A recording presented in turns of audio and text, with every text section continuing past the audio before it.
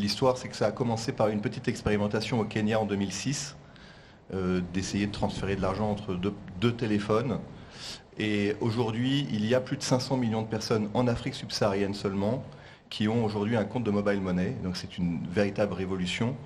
Le succès est dû tout d'abord parce que le niveau de bancarisation était extrêmement faible en Afrique et donc il y avait un vrai besoin de pouvoir avoir un moyen de paiement à disposition. Quand on fait toutes ces transactions en espèces, c'est extrêmement compliqué, surtout quand on doit se déplacer pour effectuer un paiement.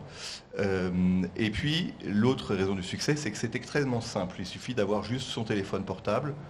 Dans la plupart des pays, généralement une pièce d'identité, parce qu'il y a un certain nombre de contraintes réglementaires tout de même. Ça s'appuie, ce service, sur des agents chez qui les clients vont pouvoir aller faire des dépôts et des retraits d'espèces, très simplement. Et la force de ce service, c'est que ce réseau d'agents a été déployé. Aujourd'hui, on en compte 4 millions sur l'Afrique subsaharienne. Pour vous donner un ordre de grandeur, c'est équivalent au nombre de distributeurs de billets qu'il y a dans le monde entier.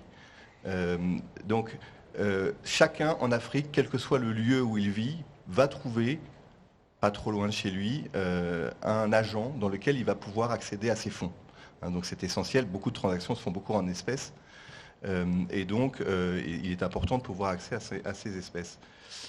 C'était un service qui était d'abord un service de transfert, comme je disais, et qui est en train d'évoluer petit à petit vers un service de banque. Donc on parle effectivement de mobile banking, comme vous le disiez, avec des services d'épargne, de crédit, et qui vont pouvoir pleinement apporter les éléments d'inclusion financière de cette transformation.